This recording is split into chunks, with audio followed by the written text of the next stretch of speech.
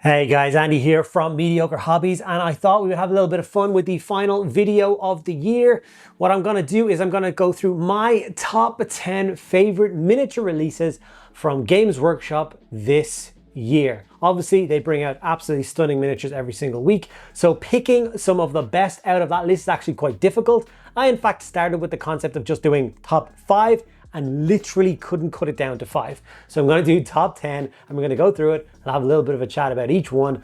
And I'd love to hear in the comments what you think about the list. If you have kind of alternatives, you think other models deserve different spots, or what your favorite model is as well. All those things are valid, and all those things I would love to read in the comments below. Before I jump into the video, I'm just going to get it out of the way. A big huge thank you to all of my active patrons and everybody out there that helps to support the channel on a daily basis.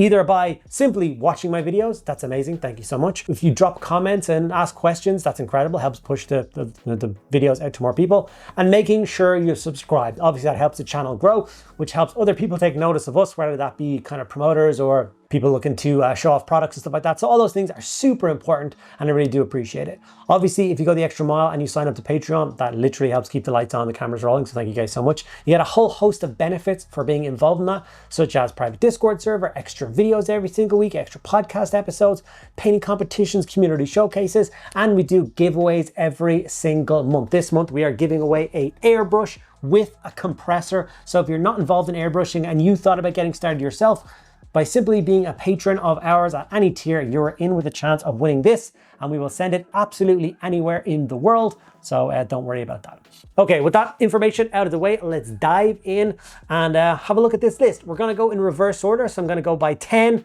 and then I'm going to go all the way up to what I think my top one is, which is number 1. Well, duh. So yeah, let's get into it. And at number 10, we have Lycus, the beautiful new returned Phoenix Lord of the Warp Spiders. I didn't think in all my days we would ever see this Phoenix Lord come back into the story, let alone become a miniature on the tabletop. So this was a huge deal for all of us Eldar fans out there, and what a model they gave us to represent him. Lycus is absolutely stunning, a real standout amongst the Phoenix Lords, which is saying something considering how beautiful all the Phoenix Lord models are. So for me, he is brilliant. 1, she's a female. 2, she's not a boy. And 3, and most importantly, she's a girl! Number 9, we have the Death Corps of Krieg Death Riders. These ones are near and dear to my heart because I actually have a full squad of 10 of the old Forge World resin ones built and painted, and then I got Station Forge ones built and painted, and then I got Station Forge guys on motorcycles to represent Death Riders built and painted, and it just never stopped. I love the concept of Death Riders. I always wanted more and more and more of the Forge World ones, but they were just so expensive, and now that they're in plastic, I've started to build and paint a whole host of more of them. So they were a really big deal to see given to us in plastic, and to see the Krieg range in general getting fleshed out as much as it has is really awesome. So Death Riders, number 9. Number 8, and the most recent miniature released on this list, is the Demon Prince from the Dark Water Warhammer Quest box set. He is absolutely stunning. Not quite as large as I thought he was going to be when we saw the original kind of launch pictures of him, which does make a whole lot of sense because he has to fit inside the kind of confines of a board game tile system, moving around and fighting. So he can't be the size of like a Great Unclean or anything. So he's a little bit smaller than I would have liked, but the sculpt to me is absolutely flawless and I love it. So that is number 8. Number 7 is one that I could have put as number 1, but it just wouldn't have been totally biased, and just because of how much love I have for this model, and that is of course Captain Darnath Lysander of the Imperial Fists.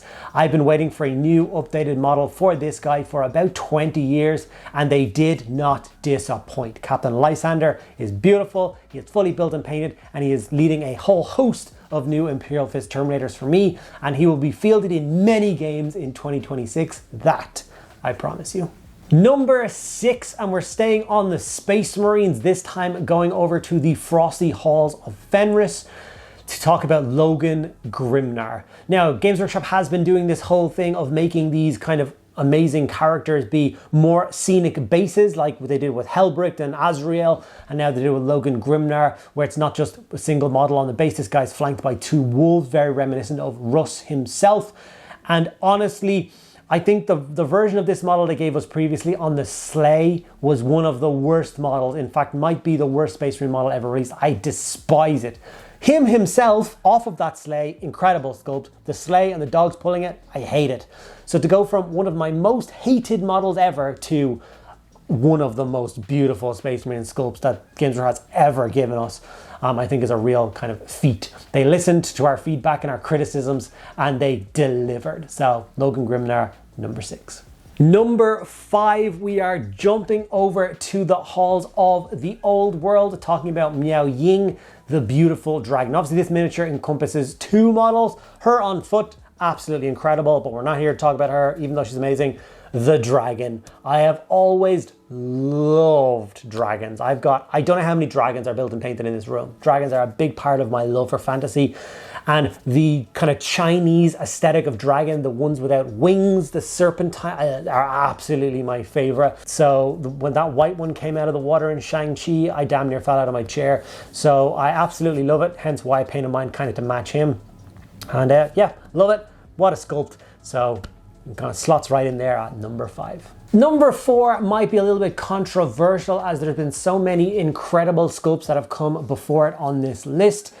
But I think the Fellblade is such a huge jump forward in plastic tanks.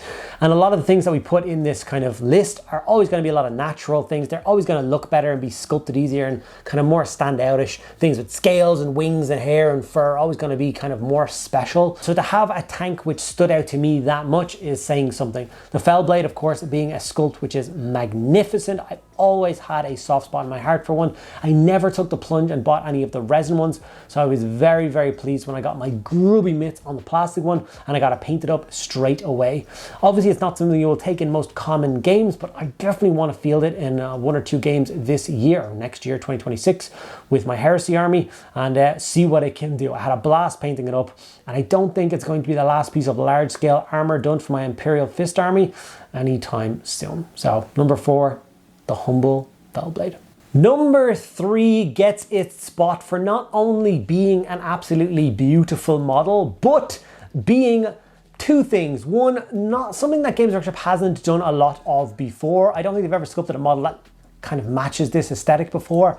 And also being the most untransportable model that has ever existed. Now, a caveat to that is, I never want Games Workshop to limit their kind of design practices keeping in mind transportation. I want them to go as big and as crazy and as ostentatious as always, and then just let us figure out how to get it from point A to B to play games. I don't want 2D models, and I don't want to think that way at all. So the model is, of course, the Cathay balloon. I don't know why I struggled to say the word balloon there, but I did anyway. That war balloon is an incredible thing. I had so much fun building and painting. I had so little fun transferring those giant transfers from paper to the balloon itself, and I still haven't managed to paint up the crew. I need to do that sometime very soon so I can actually tick and say that the whole model is finished. But what a sculpt, absolutely incredible. We've seen artwork which depicts kind of larger scale balloons, and I do hope they pull the trigger and give us more of those in the near future. That would make me even happier. So more Cathay, always more Cathay, yes please. Now number 2 and number 1 are pretty much interchangeable. Like, they're both, I think, perfect models. I don't know, like, you could have asked me tomorrow and I would have put them in the opposite way around. But for today, we're going to start in with number 2, and that is Prince Voradrai, which is the vampire lord on the new undead zombie dragon for Age of Sigmar. Now, obviously, the one that I did not put him on a big circle base. I kind of manipulated him a little bit and put him on a rectangle base so that I could personally use him for my Vampire Counts army in the old world, where he belongs. He's an incredible 10 out of 10 sculpt. He is just perfection. I definitely would like to get another one because I would like an unridden version of him as well, another dragon. There's no current rules for unridden dragons, but well, we'll make it work. So number 2, Prince Voradrai, Vampire Lord on Zombie Dragon, unbelievable model. Who is it?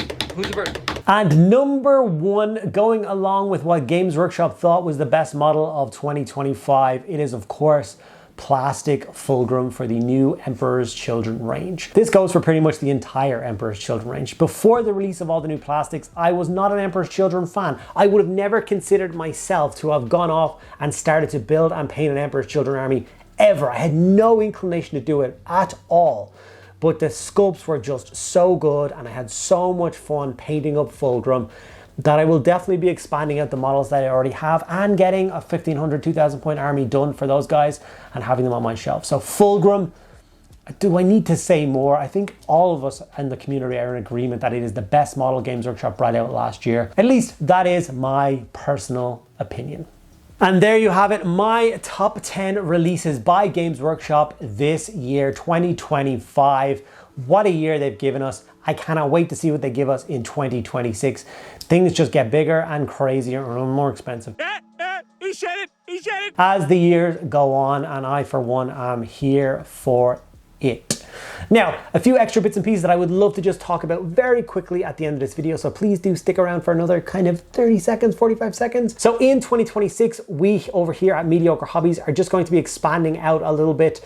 And by that, I mean we're separating our channel in from one kind of everything goes on this channel into 3 separate channels. Because basically, if I put out something for Lord of the Rings and most of the community is here for 40K, not only does that video do poorly, but it causes the rest of the 40K videos to do poorly as well. And it's just the way the algorithm works. It's a little bit unfortunate, but we just have to divide things up a tiny bit.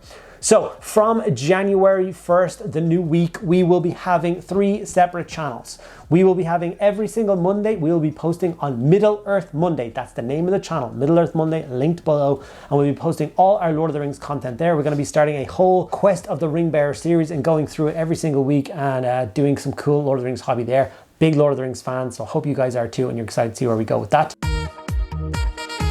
Then we will have Old World Wednesday. That is the name of the channel, linked down below, Old World Wednesday. So every Wednesday we'll be giving you guys a piece of content for the old world, miniature painting, battle reports, showcases, all sorts of bits and pieces. So if you're here for old world content, that's the place to be. And then everything else will be posted onto the Mediocre Hobbies normal channel, putting out an extra 2 videos there every single week. So you'll still be getting your 4 videos a week, 5 if you are a Patreon member. So please do take 10 seconds out of your day, go below and subscribe to both the Middle Earth Monday and Old World Wednesday channels. We really do need to get them over 1,000 subscribers fairly quick in order to be eligible to make any ad revenue on those. So please, please, please do check those out and subscribe. All right, guys, thank you so much for all your support in 2025. I really hope you enjoyed everything we put out, and I really hope you're looking forward to what we do in 2026. Thank you guys, as always, and I'll see you next year. Last but not least, I want to thank me.